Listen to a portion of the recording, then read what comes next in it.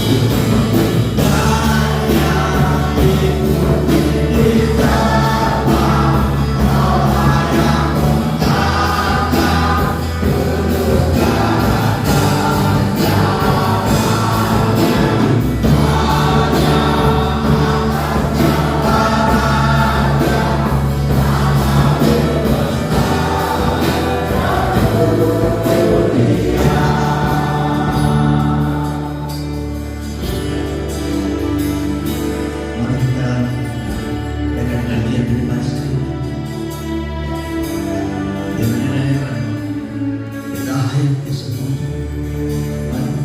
Haleluya.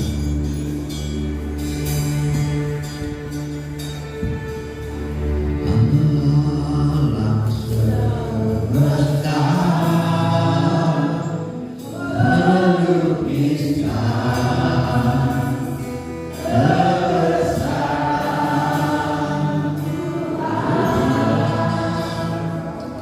bumi dan surga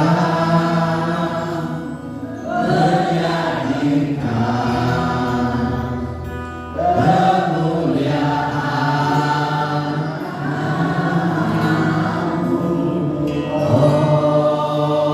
Hosana, Hosana, Hosana.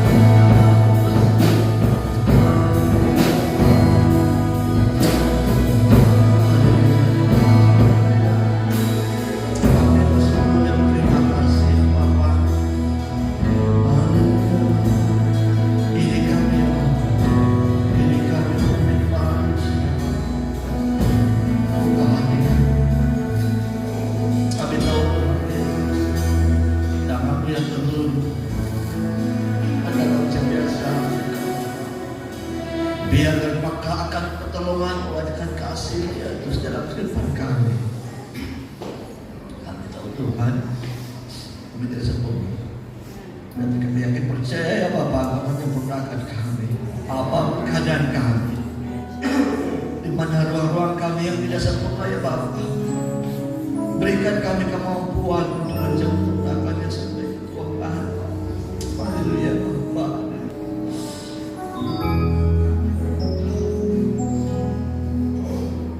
Haleluya. Terima kasih Bapa. Terima kasih akan kebaikan di dalam setiap hari kami. Haleluya. Sama-sama kita katakan amin.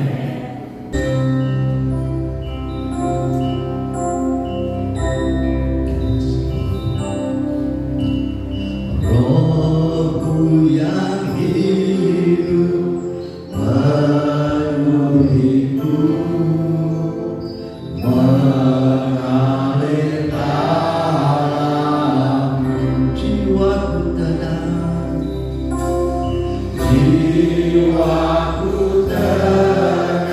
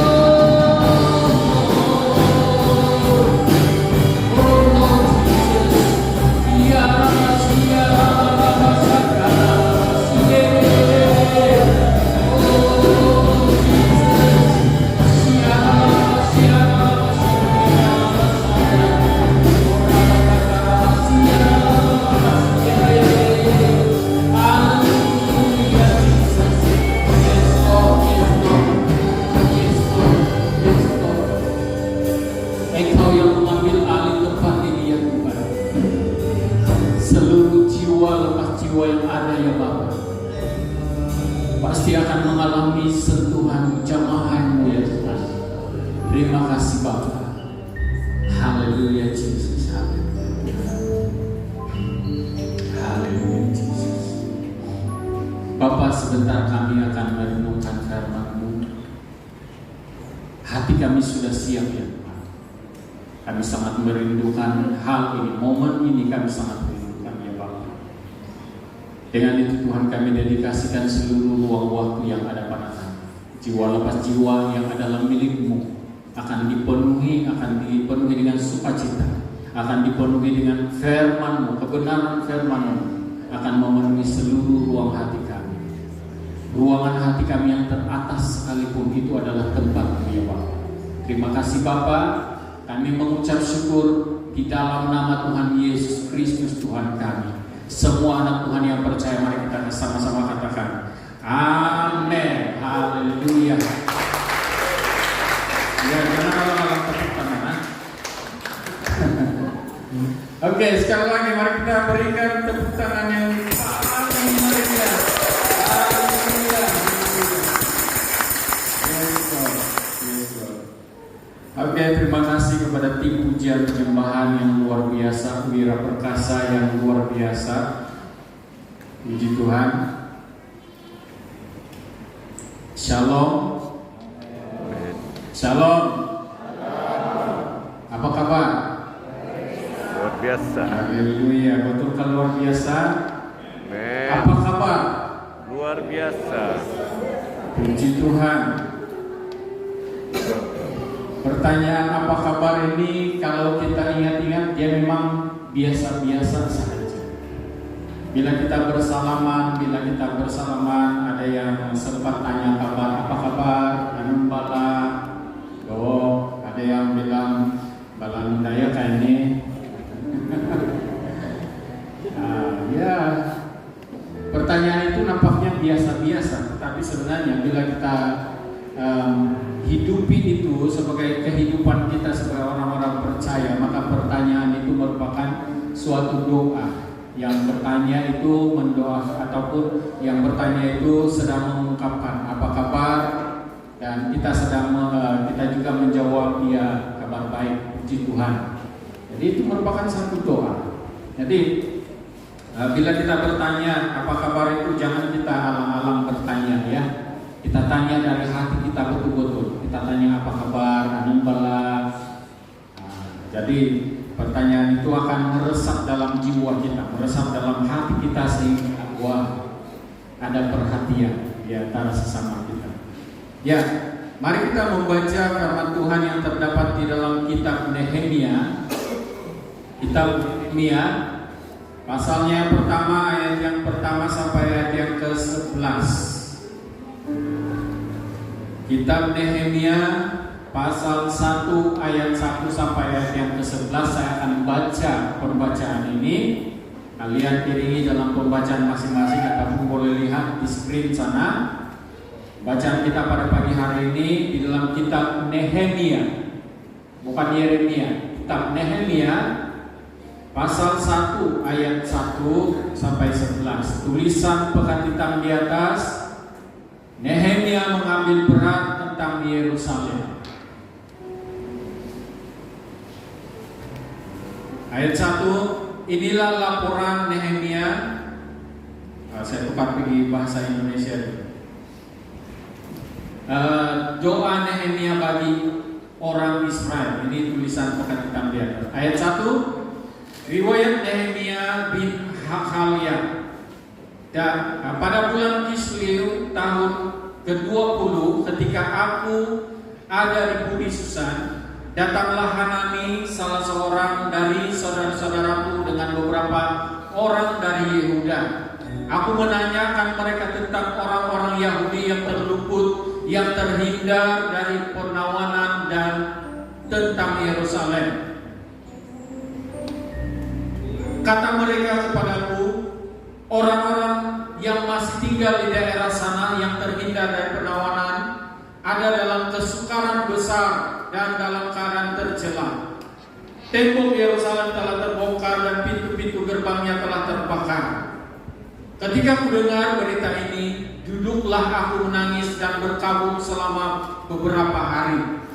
Aku berpuasa dan berdoa kehadiran Allah semesta langit. Kataku, ya Tuhan, Allah semesta langit, Allah yang maha besar dan dahsyat, dan yang berpegang pada perjanjian dan kasih setianya terhadap orang yang kasih kepadanya dan tetap mengikuti perintah-perintahnya. Berilah telingamu dan bukalah matamu dan dengarkanlah doa hambamu yang sekarang kupanjatkan kehadiranmu siang dan malam bagi orang Israel. Hamba-hambamu itu dengan mengaku segala dosa yang kami orang Israel telah lakukan terhadapmu, juga aku dan kaum keluargaku telah berbuat dosa. Kami telah sangat bersalah terhadapmu dan tidak mengikuti perintah-perintah, ketetapan-ketetapan dan peraturan-peraturan yang kau perintahkan kepada Musa, hambamu itu.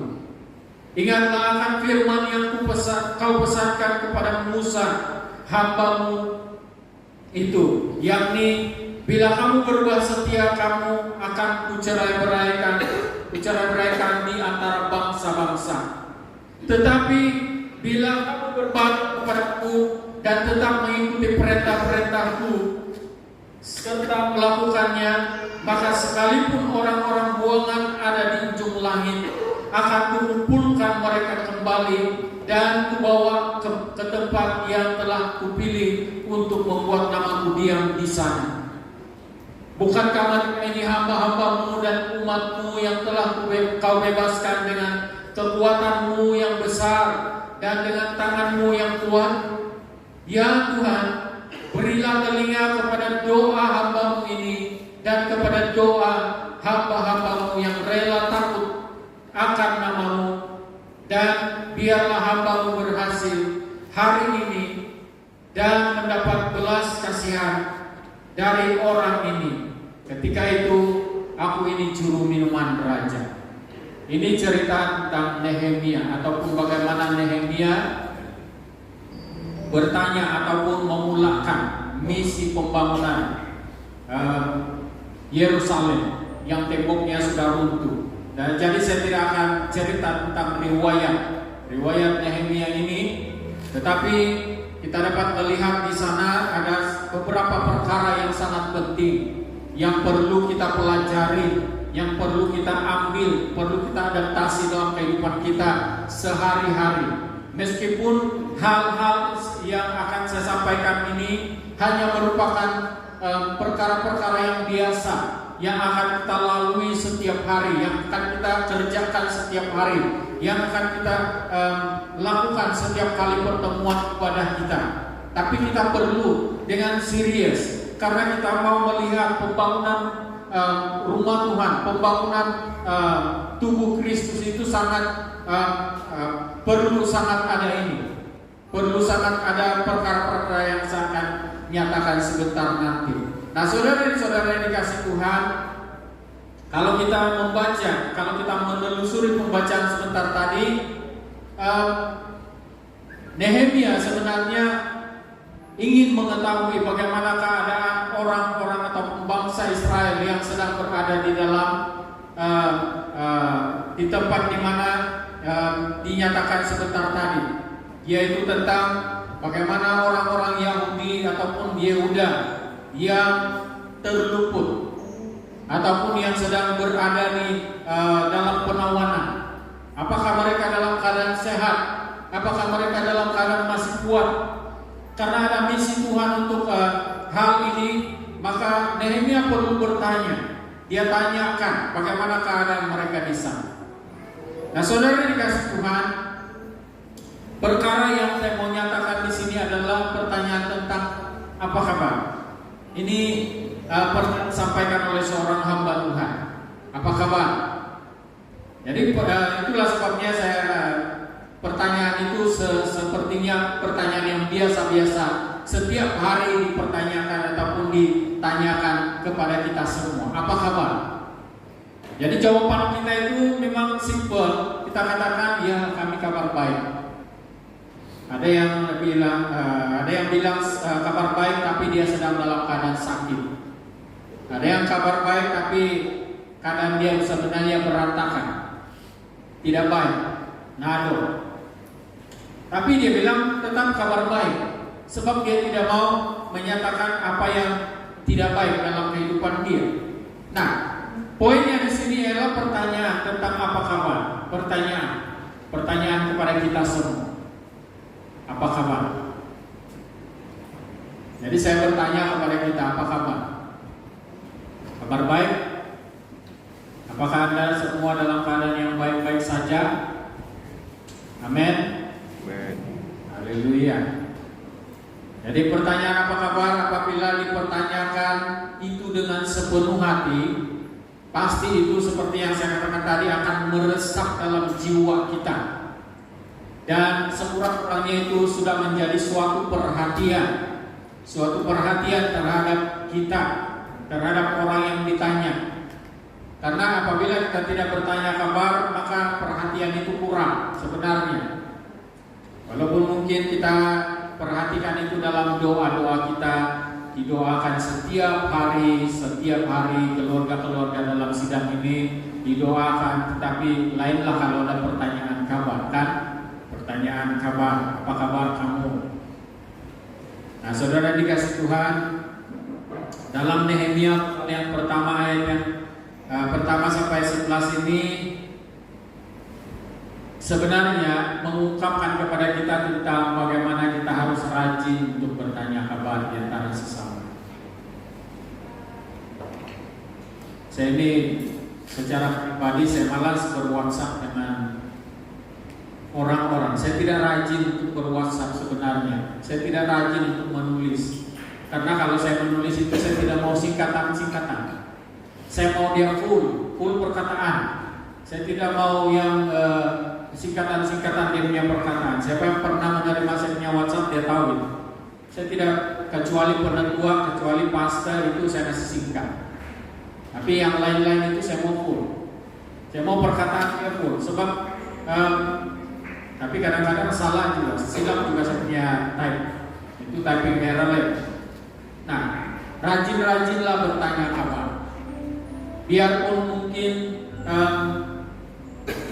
kita anggap bahwa tidak terlalu penting, tetapi rajin-rajinlah bertanya kabar.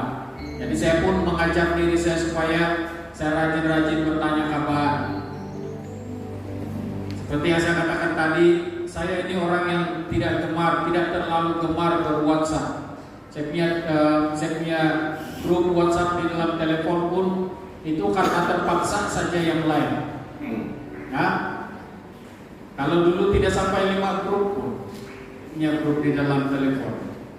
Karena malas saya malas berWhatsApp. Tapi rajin pula membaca. Nah, saudara dikasih Tuhan, kembali kepada pertanyaan ataupun kembali kepada isu, yaitu rajin-rajinlah bertanya kabar di antara sesama.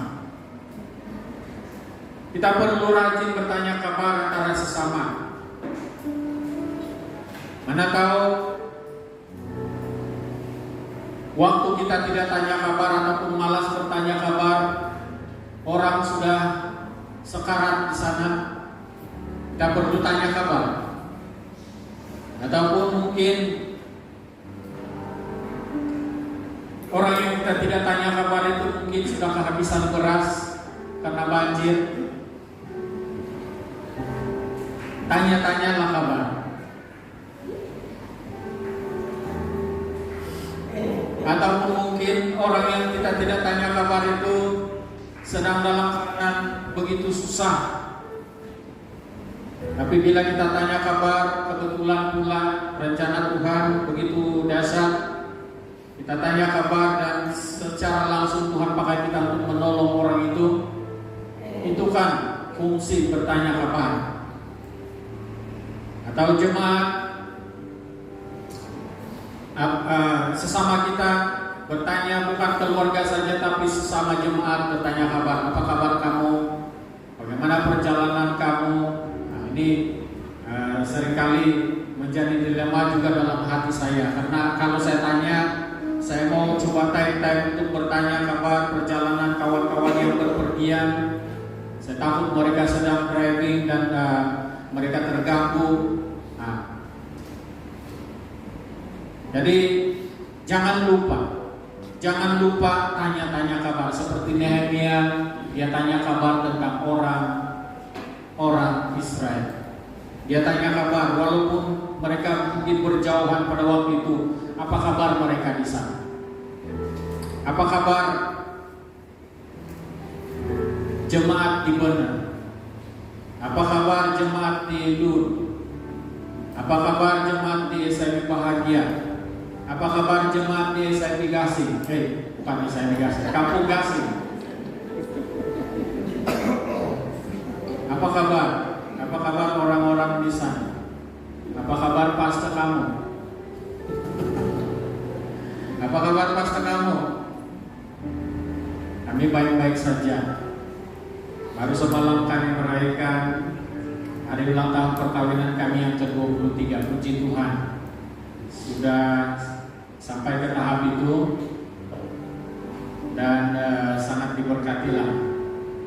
Apalagi kami disajikan dengan firman Tuhan, yaitu lupakan dan ingatlah. Nah, itu perlu untuk semua orang. Saudara yang dikasih Tuhan, jadi jangan lupa untuk bertanya kabar. Yang lain boleh dilupakan, tapi jangan lupa bertanya kabar. Anda tahu, yang kamu lupa tanya kabar itu sudah kehabisan beras kah? Ulang-ulang lagi. Tapi kami masih ada beras, jangan susah. Kami masih banyak beras. Kita perlu tanya kabar. Jangan lupa tanya kabar, ataupun jangan pura-pura lupa tanya kabar. Bukan saya lupa baik, tapi saya tidak ingat. Sama lah baik kan? Lupa sama tidak ingat itu sama saja. Jangan lupa bertanya, di mana kamu sekarang? Jangan lupa bertanya, bagaimana kondisi kamu sekarang? Jangan lupa bertanya, siapa kawan kamu sekarang? Nah, itu untuk anak-anak lah. Kalau saya begitu. Saya tidak peduli kalau anak-anak itu marah dengan saya, karena saya tetap tanya, dengan siapa kamu, di mana kamu, apa yang kamu buat, itu semua pertanyaan. Jadi jangan lupa, tolong jangan lupa itu. Nah, itu yang pertama.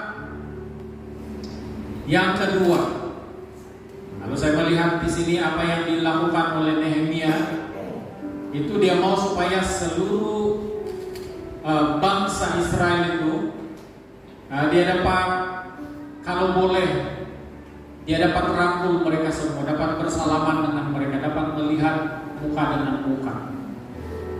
Tapi kadang-kadang kalau kita ini setelah jumpa muka dengan muka pun kita masih lagi lupa untuk bertanya kabar, apalagi bersalaman. Yang kedua, bersalaman.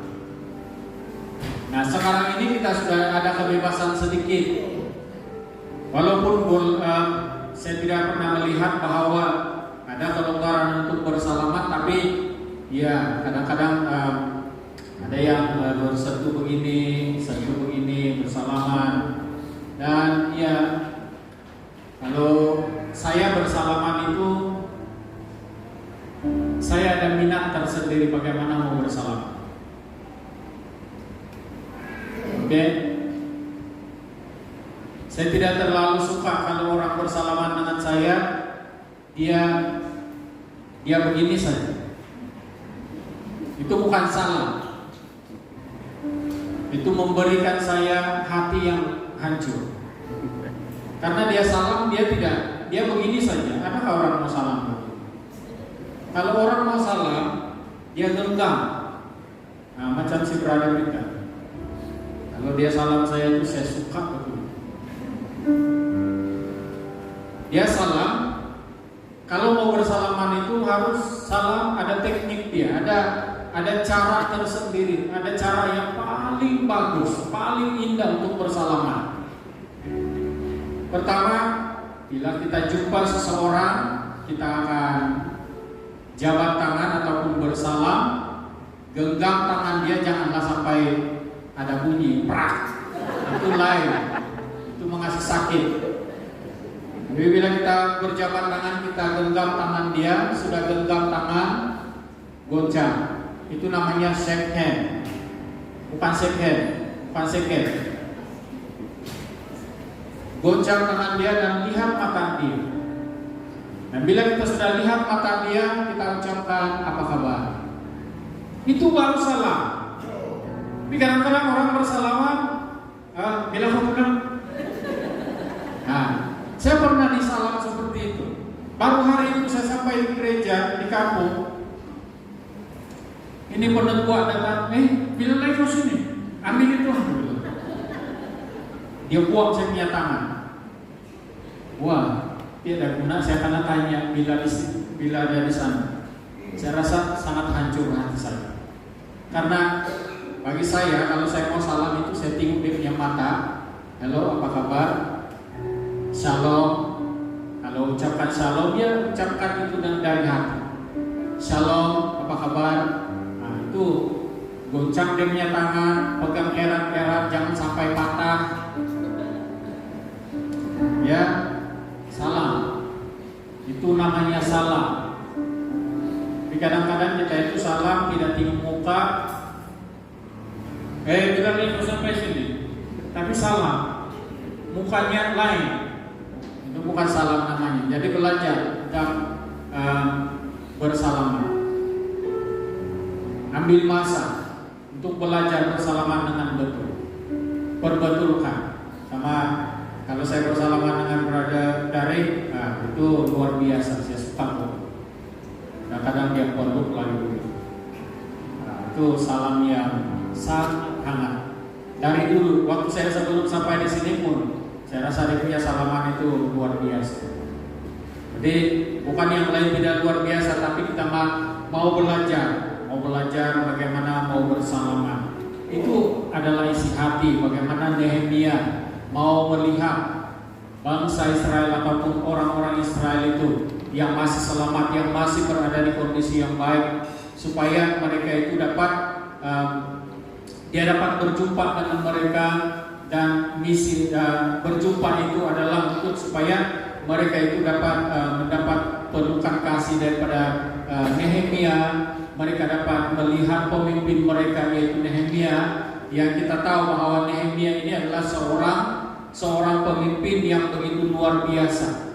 Dia menjamu tetamunya setiap hari. Kalau saya tidak silap dalam Alkitab sudah mengatakan bahwa dia akan menyembelih beberapa ekor binatang untuk memberi makan setiap hari, dan gajinya sebagai gubernur itu dia tidak ambil. Dia tidak pernah ambil karena dia mau berikan perhatian sesungguhnya kepada bangsa ini, supaya bangsa ini bila sudah kuat, bila sudah ada tenaga, dia akan dapat membantu untuk pembinaan tembok Yerusalem yang sudah runtuh. Nah, begitu juga dengan pembangunan gereja. Dalam gereja kita, kalau ada salam yang hangat, kalau ada pelukan yang hangat di antara sesama, ada pertanyaan kabar ataupun sentiasa saling bertanya kabar, saling mengambil berat karena itu adalah firman Tuhan, itu adalah tuntutan firman Tuhan. Saling memperhatikan kamu, saling memperhatikanlah kamu, dia katakan di sana. Jadi kalau ada situasi seperti itu dalam gereja, pembangunan gereja itu tidak akan susah.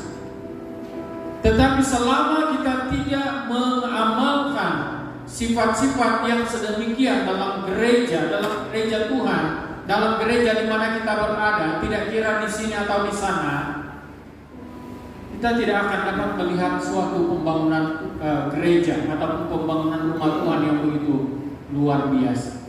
Karena kehangatan kasih, kehangatan salam, kehangatan persaudaraan itulah yang membuatkan gereja itu membangun dan dapat dibangun dengan kerjasama yang baik.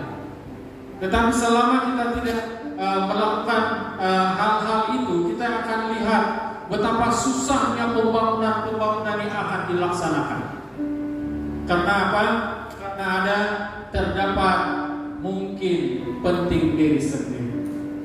Nah, kalau kita membaca kitab Hagai, Kitab Hagai tentang penting diri sendiri itu, kamu membangun rumah kamu dengan baik, memopani rumah kamu dengan baik, tetapi kamu membiarkan rumahku menjadi reruntuhan. Walaupun mungkin kamu akan berusaha keras untuk melakukan apa saja dalam kehidupan, menambah segala ekonomi kamu, tetapi aku akan mengirimkan bala untuk meniup segala yang kamu usahakan, sehingga hasilnya akan terlalu sedikit, kata firman Tuhan. Jadi itu berbicara tentang bagaimana kita betul-betul dekat dengan Tuhan, ada kesatuan di dalam pembangunan rumah Tuhan. Jadi bersalaman ataupun tanya kabar serta bersalaman itu perlu sekali kita praktikkan dengan penuh kasih. Jangan lagi ada yang bersalaman yang saya pernah disalam oleh seorang pemimpin yang luar biasa. Sudahlah dia salam saya begitu, dia tidak tinggi muka, dia tidak bocah, saya punya tangan pun, dia sudah pegang begini terus dia buang. Yang dia buang begini, macam buang kertas. Saya terasa, betul-betul saya terasa bahwa apakah saya punya tangan ini kotor atau bagaimana, sehingga dia buat begitu. Salam itu itu bukan salam bagi saya. Walaupun siapapun dia, itu bukan salam bagi saya. Tapi kalau mau salam itu ya seperti yang selalu saya lakukan. Tingu mata, walaupun kita itu malu-malu, kalau kamu malu untuk tingu mata, tingu dahi, walaupun kilat. Sensitif poinnya dahi kan? Tingu dahi lah kalau tidak berani tingu mata saya. Tingu di dahi, biar kamu apa? Silau. Kalau bahasa Sunda itu yang silau apa? Oh, ya yang itu. Kalau tidak berani tatap saya punya mata, karena kalau saya mau salam itu saya tingu mata, betul saya tingu mata. Walaupun kadang-kadang orang yang saya salam itu tidak tingu saya tetap tingu dia.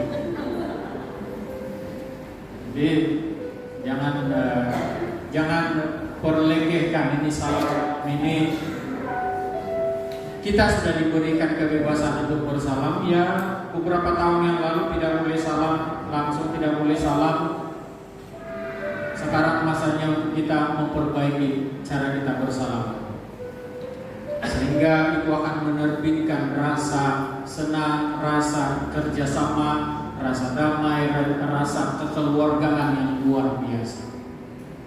Baik, dalam pembacaan kita sebentar tadi saya beri tema. Ini baru tema ini, jadi masih lama lagi ini. Saya beri tema yaitu respon dan responsibility. Respon dan responsibility. Respon dan tanggung jawab kita. Dalam Nehemia pasal yang pertama ayat 1 sampai ayat yang ke-11 mencatatkan sekurang-kurangnya 4 perkara yang perlu kita terkait bersama. Selain daripada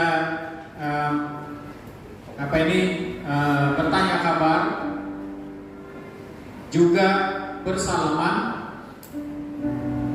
kita juga perlu memiliki ataupun menerokai sekurang-kurangnya 4 perkara yang telah kita lihat dalam pembacaan sebentar tadi, yaitu sebagai respon kita terhadap firman Tuhan dan responsibility kita terhadap apa yang Tuhan percayakan kepada kita dalam pelayanan. Kalau berbicara tentang respon,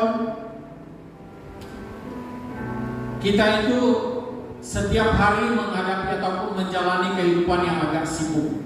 Kalau yang sibuk, tetapi kalau yang tidak sibuk, ya sibuk-sibukkan diri Anda untuk membaca firman Tuhan, sibuk-sibukkan diri Anda untuk mendoakan ataupun bertanya kabar kepada orang lain. Jadi ini merupakan respon kita terhadap apa yang Tuhan nyatakan kepada kita. Bagaimana firman Tuhan berbicara kepada kita, maka kita responi itu dengan baik. Respon kita terhadap sesama. Mungkin ada di antara kita yang sedang dalam keadaan kelemahan tubuh ataupun dalam keadaan kekurangan dan sebagainya. Apa respon kita untuk hal itu? Dan apa responsibility kita tentang hal itu? Ini isi dia sebenarnya. Apa respon kita? Sama ada kita hanya kesian mereka itu begini. Ataupun kita terus mendoakan, Tuhan tolong mereka di sana sebab mereka sedang memerlukan itu. Tuhan tolong kirimkan kepada mereka apa yang mereka perlukan. Tetapi responsibility kita bagaimana? Respon kita sudah ada, tetapi tanggung jawab kita bagaimana? Sedangkan kita pada waktu itu mungkin kita punya keberadaan yang lebih baik daripada orang ini. Saudara dikasih Tuhan, saya pernah dan terus mau belajar untuk melakukan hal ini. Kadang-kadang ada orang yang meminta, ya katakan doakan supaya saya keperluan kami ini begini. Sedangkan saya sendiri pun keperluan itu hanya seperti itu saja. Tapi karena saya tidak mau hanya meresponi dia dalam hal iya, tetapi saya harus menyatakan responsibility atau tugas tanggung jawab saya untuk orang itu. Apa yang Tuhan percayakan, karena setiap perkara yang datang kepada saya itu, saya rasa itu adalah tugas yang Tuhan sudah berikan kepada saya dan saya lakukan itu. Walaupun mungkin uang hanya 5 ringgit, orang minta 2,5 ringgit, ya bagilah 2,5 ringgit, tidak apa. Begitu maksud dia. Yang kedua, bagaimana tanggung jawab kita? Tanggung jawab kita mungkin lebih kepada mendoakan. Ada orang yang hanya mendoakan, tapi dia tidak pernah tanya kabar bagaimana keadaan orang itu sudah. Kalau saya mendoakan, saya akan tanya kabar dia. Bagaimana sudah keadaan kamu? Bagaimana sudah rasa-rasa kamu? Nah itu ditanya kembali. Itu merupakan responsibility ataupun tanggung jawab. Mungkin kita ini mendoakan antara sesama, saya percaya sudah menjadi rutin bagi kita. Dan saya sangat percaya bahwa itu adalah cara kita untuk memberi perhatian ataupun meresponi. Tapi tuntutannya di sana, apakah kita itu ada susulan? Seperti Nehemia, dia tidak hanya bertanya, tetapi ada susulan.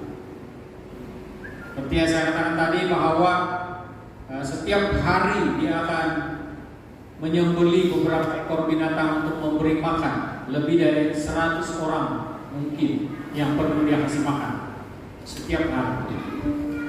Dan dia juga tidak mengambil upah atau gajinya sebagai seorang pemimpin yang sepatutnya dia ambil. Tetapi dia tidak mengambil itu karena dia mau supaya bangsa, orang-orang yang memerlukan itu lebih diutamakan terlebih dahulu. Jadi inilah yang dikatakan responsibility. Tanggung jawab, mendoakan, bertanya kabar, mendoakan dan melakukan apa yang perlu dilakukan untuk orang-orang tertentu ataupun ya sesama kita. Begitu juga dengan gereja. Gereja ini gereja ini tidak ada di sini hanya untuk didoakan. Doa itu memang penting dan perlu. Tetapi gereja ini ada di sini untuk didoakan, diselenggara, diguna, bahkan ditambah baik. Karena apabila dia ditambah baik, maka itu akan menjadi satu pelaburan kita. Pelaburan di mana gereja yang lebih baik, jemaat dia akan lebih baik lagi, hatinya senang untuk memberi dan sebagainya. Dan akhirnya gereja akan bertambah baik.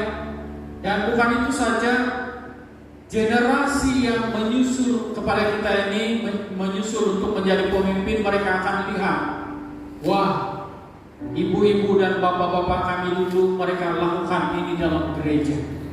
Maka kita pun akan menambah baik apa yang mereka pernah lakukan. Kalau mereka pernah melakukan dari E sampai C, kita akan lakukan dari seperti mereka dari E sampai Z. Mungkin begitu. Kalau mereka itu pernah buat ini pelayanan yang luar biasa pada tahun-tahun 2021, 2022 itu mereka punya pelayanan luar biasa dalam gereja, pujian penyembahan yang luar biasa. Walaupun pemusiknya masih muda-muda tapi luar biasa, tetapi pakai Tuhan. Sekarang ini kita akan lakukan sama seperti mereka, bahkan lebih daripada itu. Itu akan terjadi, akan dilakukan oleh generasi yang akan datang. Karena apa? Karena kita ada responsibility, ada respon dan responsibility untuk gereja, mendoakan dan melakukan yang terbaik dalam pelayanan dalam gereja. Nah, berbicara tentang doa, yang ketiga, bagaimana respon dan responsibility kita terhadap gereja dan terhadap generasi akan datang, seperti mana Nehemia juga, doa itu sangat penting, mendoakan. Dan doa itu harus dari hati yang terdalam, bukan doa di mulut saja. Kadang-kadang kita itu doa di mulut saja. Tuhan, kami mau ini, kami mau ini, kami mau ini. Meminta itu lebih. Karena ada juga firman Tuhan yang mengatakan, mintalah maka akan diberikan, carilah maka akan kamu mendapat, ketuklah maka pintu akan dibukakan bagimu. Itu memang ada. Tetapi itu secara spesifiknya kalau kita belajar, itu perkara-perkara yang Tuhan sudah tetapkan untuk kita lakukan ketika dalam situasi tertentu. Tetapi untuk mendoakan kemajuan gereja itu, kita perlu lihat bagaimana kita apa yang kita doakan dan apa yang kita dapat kerjakan lewat daripada doa kita. Saya pernah ditegur oleh seorang hamba Tuhan. Ketika saya bangun jam 4 pagi, saya bangun dan saya berdoa sendirian karena teman-teman yang lain masih lagi bergelimpangan tidur. Mereka tidak alert dengan mereka punya jam. Saya doa, lepas saya doa, rupa-rupanya saya pun tidak alert dengan keadaan. Saya terbaring semula. Selepas amin saya terbaring. Saya terbaring, lalu hamba Tuhan ini menegur saya, dia katakan, kamu tidak lakukan apa yang kamu doakan tadi. Padahal saya sudah berdoa dan saya tertidur kembali. Nah, itulah gambaran kalau kita tidak punya rasa tanggung jawab. Mendoakan dan selepas doa, ya, biarkan saja Tuhan bekerja. Tuhan memang mau bekerja. Tuhan memang mau melakukan segala sesuatu yang kita doakan. Kalau itu kita doakan dengan hati yang benar. Tetapi Tuhan juga mau memakai orang-orang yang bertanggung jawab untuk melaksanakan apa yang didoakan itu. Apa yang Tuhan mau lakukan itu, Tuhan mau memakai orang-orang yang bertanggung jawab untuk mau melaksanakan apa yang didoakan. Yang keempat, respon dan responsibility. Yang keempat, seperti mana yang sudah dinyatakan tadi, tindakan, bertindak. Yang pertama tadi, bila kita mendengar sesuatu, kita perlu ada respon yang cepat. Dan yang kedua, kita perlu terus bertanggung jawab untuk segala sesuatu yang kita dengar dan kita doakan serta kita lakukan. Dan yang keempat, kita bertindak. Apa yang kita dengar, apa yang kita tahu, apa yang kita mampu lakukan, kita bertindak. Seperti yang dilakukan oleh Nehemia, bertindak, terus bertindak. Walaupun keadaan itu secara mendadak, tapi kita perlu bertindak terus. Bila kita mendengar ataupun mengetahui mungkin gereja memerlukan ini, contohlah gereja memerlukan sebuah mikrofon lah, mikrofon. Jadi itu sudah diumumkan dan kita akan terus merespon itu dengan berdoa. Lalu kita terus datang kepada majelis gereja. Ketua, saya akan sumbangkan seperti mana keperluan gereja sebentar tadi. Itu responsibility ataupun tindakan yang cepat yang dilakukan. Ini contoh. Tidak semestinya terus nanti selepas ini nanti kamu jumpa penetua mau berikan mikrofon kita ini banyak mikrofon kita, tapi kalau ada pun dia tidak juga ditolak kan? Tapi keperluan lain. Yang penting majelis gereja juga jangan berdiam diri kalau ada keperluan. Jadi kalau majelis gereja berdiam diri, maka jemaat pun berdiam diri juga. Saya pernah berada di satu gereja. Gereja ini agak besar. Kalau satu kali kebaktian itu 3 hingga 400 orang kebaktian dia. Dan sewaktu kami mau memulangkan satu gedung bangunan yang besar, kalau saya tidak silap 40 kali 75 bangunan itu, dan bangunan itu bertingkat dan menurut anggaran saya itu mungkin dalam mencecah 300.000 dia punya kos. Kami lepas berdoa saya khutbahkan tentang kitab Hagai. Dan itulah sebabnya nama bangunan itu adalah bangunan Hagai. Orang pertama yang cukup mengharukan saya itu adalah orang yang pertama yang datang untuk menghantar material untuk pembangunan adalah orang yang saya tidak pernah pikir untuk melakukan ini. Karena di tempat itu terdapat kontraktor besar dan terdapat pekerja-pekerja kerajaan. Tetapi orang pertama yang datang untuk menghantar material yang diperlukan adalah orang yang tidak pernah saya pikir untuk menghantar. Dia jumpa saya, dia katakan, "Pastor, ini mau letak di mana?" Saya lihat jumlah yang dia bawa itu bukan sedikit. Jumlahnya terlalu banyak dan tidak sesuai dengan keadaan dia sebenarnya. Tapi inilah yang dapat saya berikan untuk bangunan ini nanti. Dia katakan, "Wah, luar biasa." Itu ada respon dan responsibility yang luar biasa. Jadi begitu juga dengan kita. Saya tidak menuntut ataupun saya secara pribadi saya tidak katakan kamu yang ada kedudukan, kamu yang begini-begini. Tidak. Itu menuntut hatimu untuk meresponi apa yang Tuhan gerakkan dalam hatimu, dan itu menuntut hatimu untuk menyatakan, bertindak sebagai responsibility kita terhadap apa yang Tuhan gerakkan. Mungkin itu adalah perkara-perkara tentang berdoa, perkara-perkara tentang pembersihan gereja dan sebagainya, ataupun melihat kepada bangunan rumah pastor dan sebagainya. Itu perlu dilakukan sebagai respon kita di hadapan Tuhan dan tanggung jawab kita di hadapan Tuhan. Ataupun bukan di sini saja, tapi mungkin orang-orang di luar sana. Saya pernah satu kali di Pekan Sepitan, ini satu kali saja. Saya sedang membuang sampah, tapi ada seorang yang datang kepada saya. Dia katakan kepada saya, "Bos, saya ada duit, tapi tidak cukup untuk saya beli beras.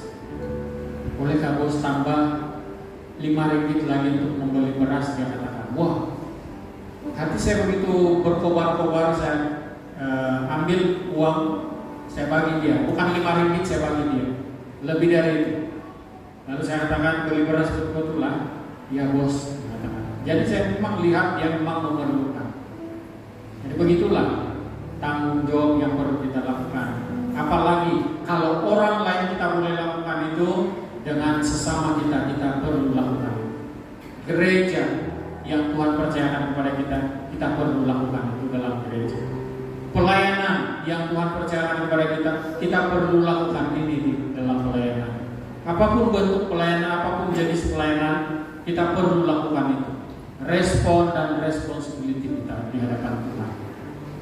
Dan jangan lupa, yang pertama dan kedua tadi yaitu bertanya kabar, bersalaman. Jangan lagi sama seperti yang dulu. Tanyalah kabar sesama. Saya pun akan bertanya kabar dengan sesama kita nanti, akan lebih kerap bertanya kabar. Dan cara saya bersalam, saya akan tetap kekalkan bersalaman seperti itu. Jadi kalau ada yang bersalaman tidak mau tinggi muka, saya tarik tangan dia. Baik, tinggi muka. Jadi inilah bentuk perhatian dan isi dari hal kita bertanya kabar dengan sesama kita. Jadi biarlah apa yang kita lakukan itu betul-betul lahir dari hati kita untuk kemuliaan dan kebesaran nama Tuhan Yesus Kristus. Mari kita berdoa. Bapa di sorga, hamba sangat terbatas untuk menyatakan kebenaran firman. Tapi saya percaya Roh Kudus yang ada pada kami menyatakan sesuatu dalam hati kami. Dan itu akan membawa kami melakukan apa yang Tuhan kehendaki. Bapa di sorga, sesungguhnya Tuhan, kami mengakui bahwa kami cukup terbatas, cukup tidak kuat untuk melakukan apa yang Tuhan kehendaki buat kami. Tapi Tuhan, kami percaya Engkau pasti memampukan kami untuk melakukan itu.